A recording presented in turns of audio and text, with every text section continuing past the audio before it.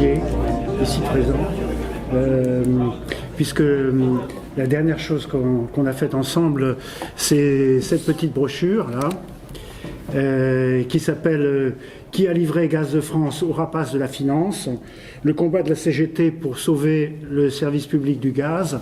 Et donc on a travaillé beaucoup avec Olivier et puis avec Eric pour essayer d'expliquer à la fois les origines de Gaz de France à partir des anciennes sociétés de gaz, donc comment le gaz a été nationalisé en 1946, en même temps que l'électricité, et puis le processus de privatisation à partir, disons, qui commence en gros, qui commence d'abord aux États-Unis avec les années Carter dans les années 70, et puis qui va arriver en France avec Gaz de France et EDF. Et donc je vous conseille très fortement, pour ceux qui ne l'ont pas lu, cette brochure, parce qu'elle fait vraiment le point sur l'essentiel de ce qui s'est passé dans le domaine du gaz pour la privatisation. Alors, pour EDF, il se trouve que j'avais rencontré René Le Guen dans les années 70, donc René Le Guen qui a été secrétaire général du GNC, qui est devenu ensuite l'UFICT, qui a été un des grands dirigeants de la fédération, et qui a été aussi administrateur de Gaz de France pendant très très longtemps, même depuis l'origine, et qui cherchait quelqu'un pour lui écrire un livre sur l'histoire du GNC, et c'est tombé sur moi. Et donc j'ai écrit avec, un peu sous la dictée de René Le Guen, Voyage avec des cadres, donc qui est paru en 77, donc qui est un très bon livre, maintenant épuisé, mais enfin on peut encore le trouver à la fédération, sur l'histoire du syndicalisme cadre. Et donc j'ai découvert à ce moment-là que finalement il y avait quelqu'un qui avait décidé de syndiquer les cadres à la CGT avant-guerre déjà. Et cette personne, c'était Marcel Paul. Et René Le Guen m'a dit, écoutez, parce que bon, il me vous voyait, écoutez, il y a quelqu'un qu'il faut absolument aller voir, parce que c'est lui qui a créé le syndicalisme cadre, c'est Marcel Paul.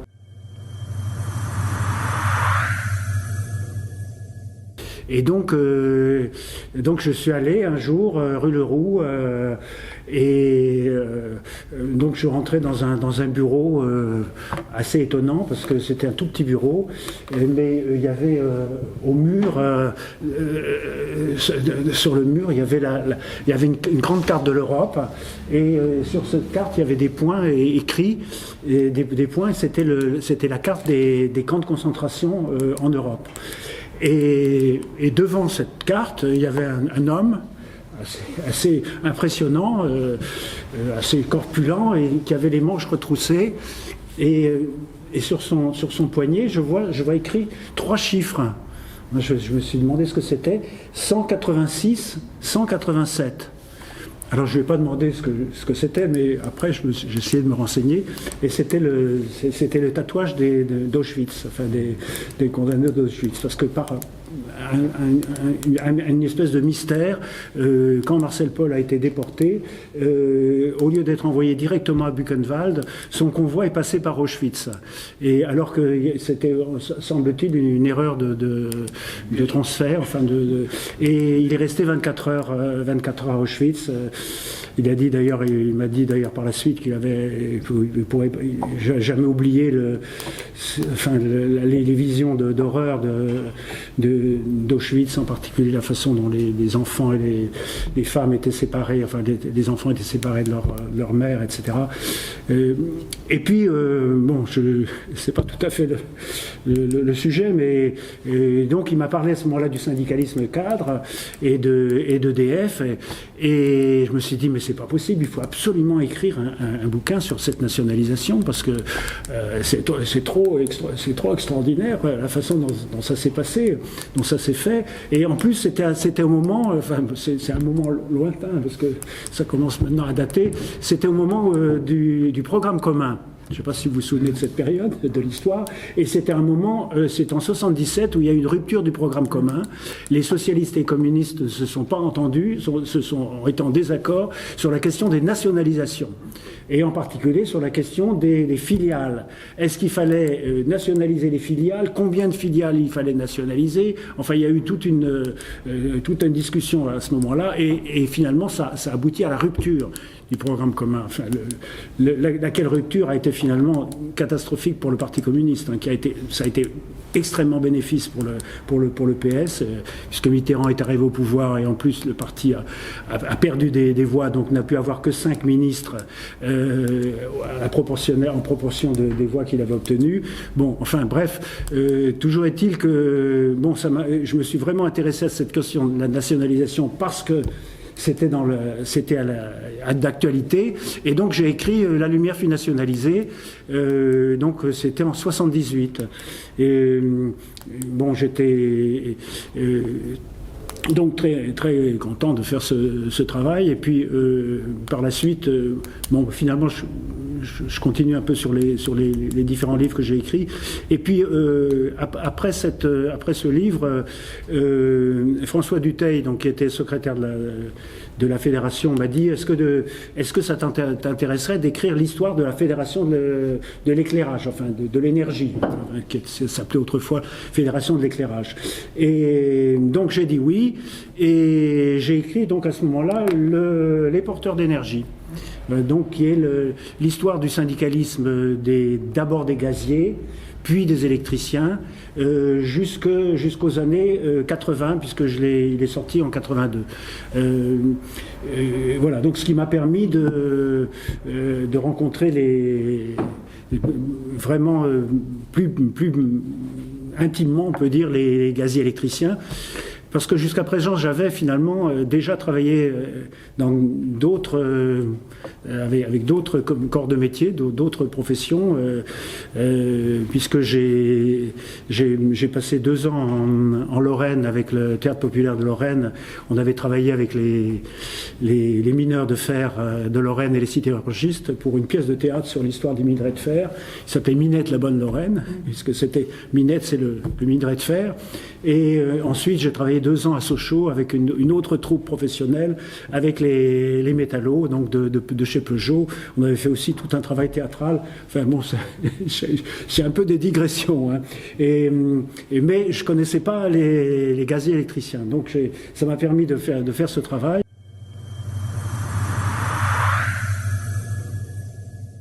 Et puis ensuite, en 2005, encore une fois, François Dutheil m'a demandé d'écrire la suite des porteurs d'énergie, et donc j'ai écrit le 2e volume, donc qui part des années 82, donc les années Mitterrand en gros, et qui va jusqu'aux années Sarkozy, qui va jusqu'en 2006.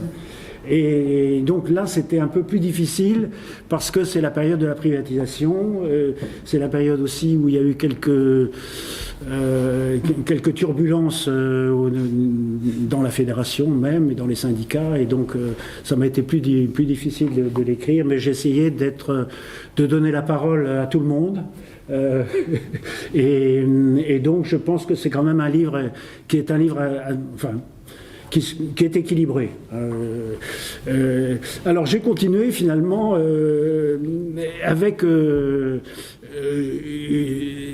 en m'intéressant plus spécifiquement cette fois-ci aux électriciens et à l'origine du syndicalisme dans l'électricité, et donc j'ai travaillé 1 an sur les années 1900. Et ça donnait donc le cahier spécial de l'Institut Mines Énergie qui s'appelle Les électriciens à la belle époque. Alors là, avant, vous avez de la chance, vous avez quelques grands personnages dans votre histoire, mais le premier grand personnage, le premier grand syndicaliste dans l'électricité, c'est Émile Patot. Donc Émile Patot, un homme des années 1900, qui a mis Paris dans le noir pendant 24 heures en avril 1907. les électriciens n'avaient pas de statut intéressant.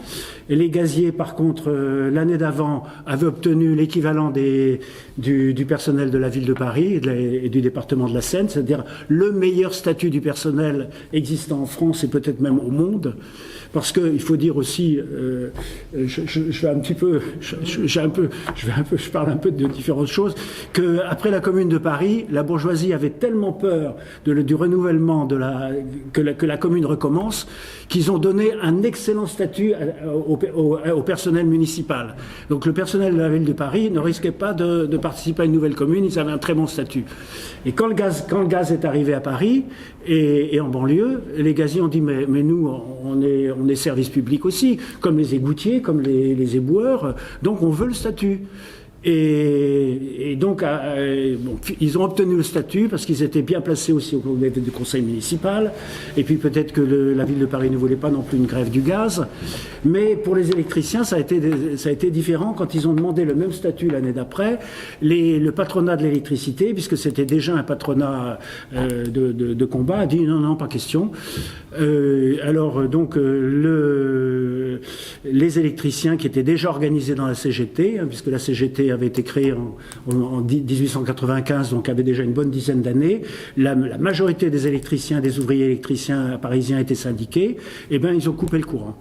Et donc Paris s'est retrouvé dans le noir. Alors donc bien sûr si vous intéressez à la Belle Époque, vous verrez que ça fait un scandale monstre. Les théâtres ont fermé, il y avait plus d'éclairage. Enfin il y avait encore l'éclairage au gaz bien sûr, mais enfin les usines. Il y avait aussi c'était différent aussi.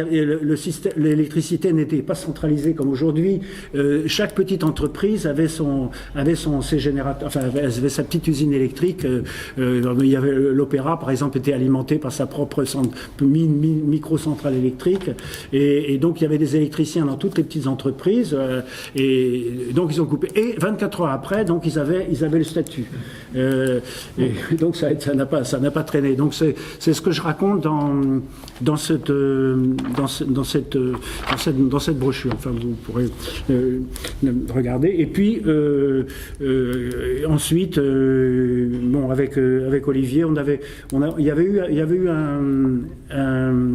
un colloque il y a quelques années organisé aussi par l'Institut d'Histoire sur de la nationalisation à la privatisation.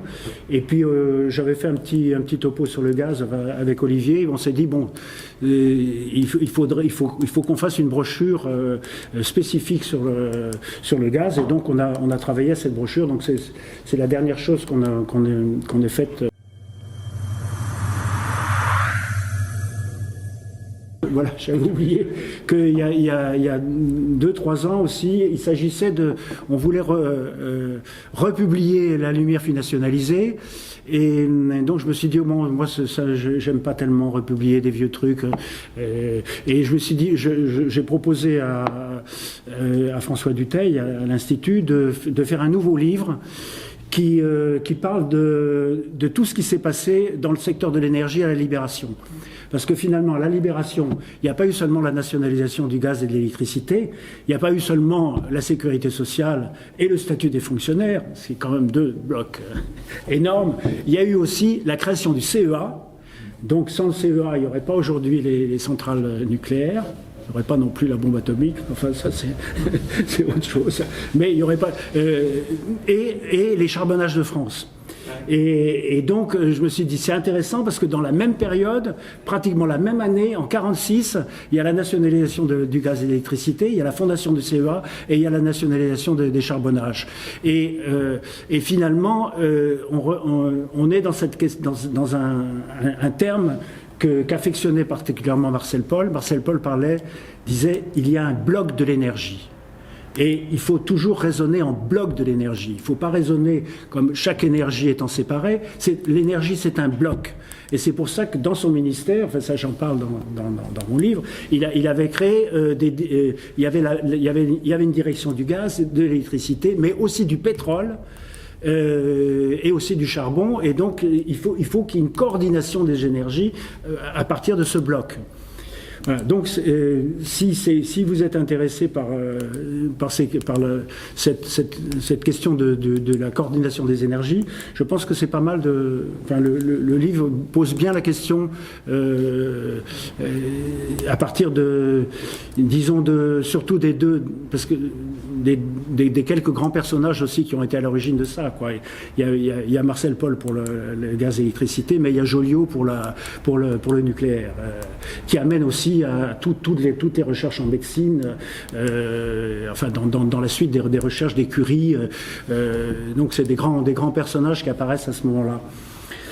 Voilà, donc voilà, je résume un petit peu le travail que j'ai fait maintenant. Maintenant, ça va faire 40 ans.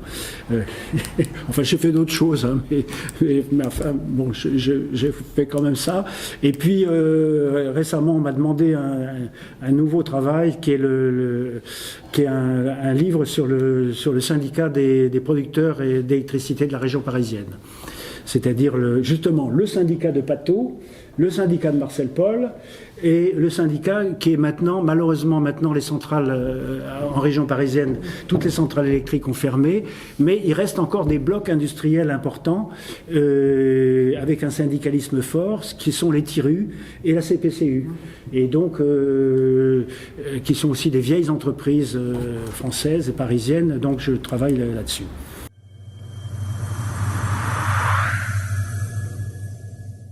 Alors, je voulais, juste avant de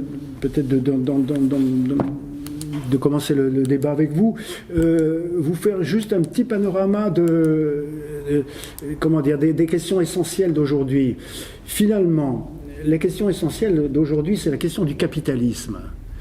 Et si on reprend, disons, du point de vue historique, la question, au fond, la CGT, en 1895, s'est créée sur la base de l'anticapitalisme, sur la base de l'idée, finalement, marxiste, hein, que le capitalisme, on ne peut pas l'aménager, il faut le détruire. Il faut passer à un autre système radicalement différent. On ne peut pas l'aménager, on ne peut pas le réformer surtout. Contrairement aux socialistes qui pensaient qu'on pouvait réformer, et donc ça a donné naissance au courant réformiste, la CGT s'inscrit dans un courant qui est le courant ouvrier révolutionnaire. Et finalement, on n'a jamais dépassé cette opposition entre réformisme et révolutionnaire. Cette opposition, tant que le capitalisme existera, elle est indépassable. Et alors, en 1906, quelques années après la naissance de la CGT, il y a le congrès d'Amiens, 1906, qui est un congrès très important parce qu'il définit vraiment, du point de vue idéologique et stratégique, ce que doit faire le mouvement ouvrier. Et le mouvement ouvrier, en particulier le mouvement syndical, il doit... le congrès d'Amiens définit ce qu'on appelle la charte d'Amiens, ce qu'on appelle la double besogne. Le mouvement ouvrier a une double besogne et qui est indissociable. C'est la défense des revendications immédiates, quotidiennes, le pain quotidien, le salaire, mais aussi le renversement du capitalisme. Et c'est ces deux tâches, cette double besogne que la CGT doit bien garder en ligne de mire, et tout ça indépendamment des partis politiques. Surtout à l'époque, c'était le Parti socialiste. Il ne faut pas être inféodé à un parti politique. La tâche révolutionnaire de la CGT, elle est nécessaire indépendamment des partis politiques. C'est-à-dire même s'il n'y a aucun parti qui revendique cette tâche de renverser le capitalisme, eh ben, la CGT doit le faire même toute seule. Alors, cette ligne-là, elle va être complètement battue en brèche en 14, puisque la CGT va se rallier à l'Union Sacrée et va participer à la Grande Boucherie, plus de 1 400 000 morts rien que pour la France, sans parler des blessés et des handicapés, enfin des mutilés, etc., monstrueux. Et donc contre cette tendance va se créer une autre internationale, donc qui va être la troisième internationale, donc l'internationale communiste de Lénine, qui dit il faut revenir aux principes révolutionnaires, on ne pactise pas avec la bourgeoisie, quelles que soient les circonstances. Et donc Marcel Paul arrive, lui, dans les années 20, dans cette mouvance-là. Et donc, par exemple, il dit, effectivement, dans l'électricité et le gaz, on ne peut pas laisser le gaz et l'électricité au patronat privé, et il faut nationaliser ces secteurs. Alors il va se trouver d'ailleurs en opposition avec un personnage important de l'époque, un des patrons de l'époque important, qui est Ernest Mercier. Ernest Mercier, qu'on appelait le roi de l'électricité, donc qui possédait une grande partie des compagnies électriques et gazières, aussi en particulier la Lyonnaise des Eaux et de l'éclairage, qui faisait à la fois l'électricité, le gaz et l'eau, mais qui était aussi dans le pétrole. Parce que Ernest Mercier est le fondateur de la Compagnie française des pétroles. C'est lui qui, dans les années 20, va aller en Irak, appuyé aussi par l'armée française, pour explorer le pétrole irakien et créer finalement ce qui va devenir Total.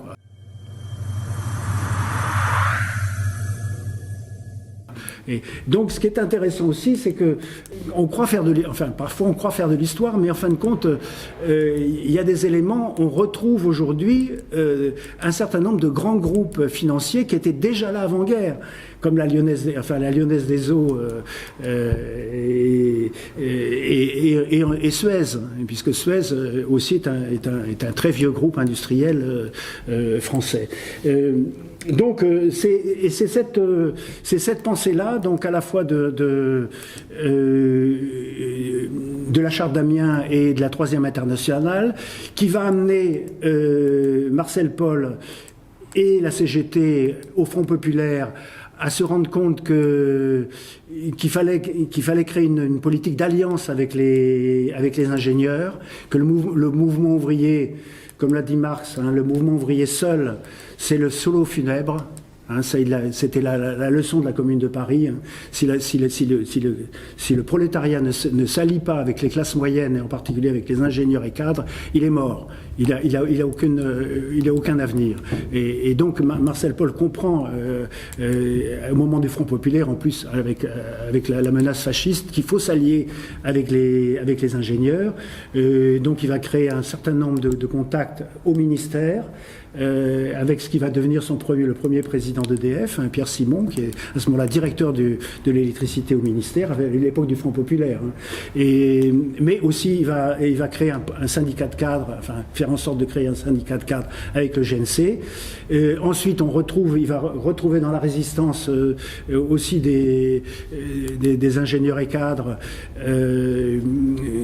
qui sont d'accord pour lutter contre l'occupant. Et ensuite, donc, ce qui va permettre de faire passer la loi en 1946 à l'Assemblée. Alors bon, je ne vais pas détailler ce qui s'est passé en 1946, la bataille, je l'ai décrite on le retrouve dans la nationalisation de l'énergie. Ça a été assez épique, y compris dans son propre camp, parce que on parlait avec Olivier tout à l'heure du rôle des hommes, mais s'il n'y avait pas eu une volonté féroce de Marcel Paul de faire cette nationalisation, elle n'aurait pas eu lieu.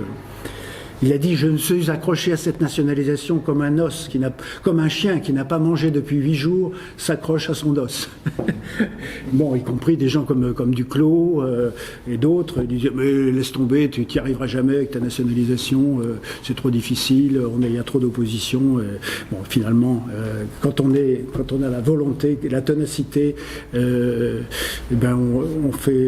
peut déplacer des montagnes.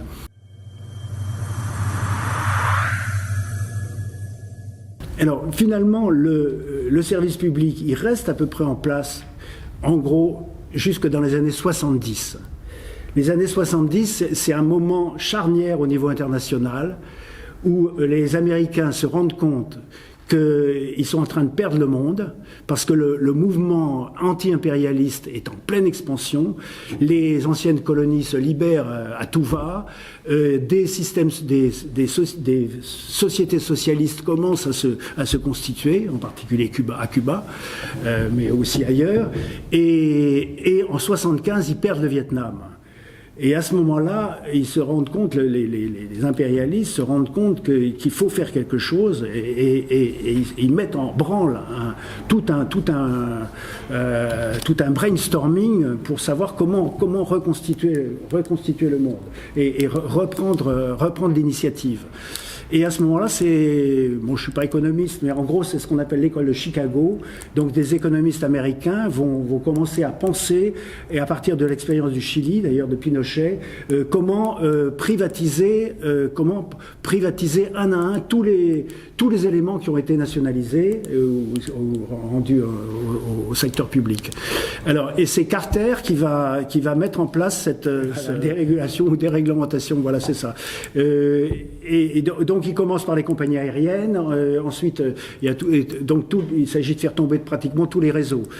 Ensuite, bien sûr, arrive Reagan qui amplifie le mouvement. Puis, en Angleterre, Thatcher avec la grève des mineurs. En France, on est épargné provisoirement du fait de l'arrivée de la gauche au pouvoir en 81. Mais finalement, avec un petit retard, mais par l'intermédiaire cette fois-ci de l'Europe et des directives européennes, on va se mettre en place le mouvement de la dérégulation va avoir lieu par cet intermédiaire. Donc avec la directive électricité, la directive gaz, etc. Alors il y a une espèce de résistance à ce mouvement jusque dans les années 60, 97 en gros, mais avec l'arrivée de la gauche plurielle, finalement c'est la dérégulation. Ça semble un peu bizarre à imaginer, mais en fin de compte c'est 97-98 qui va être le moment où le capitalisme va utiliser la gauche finalement pour ses propres buts.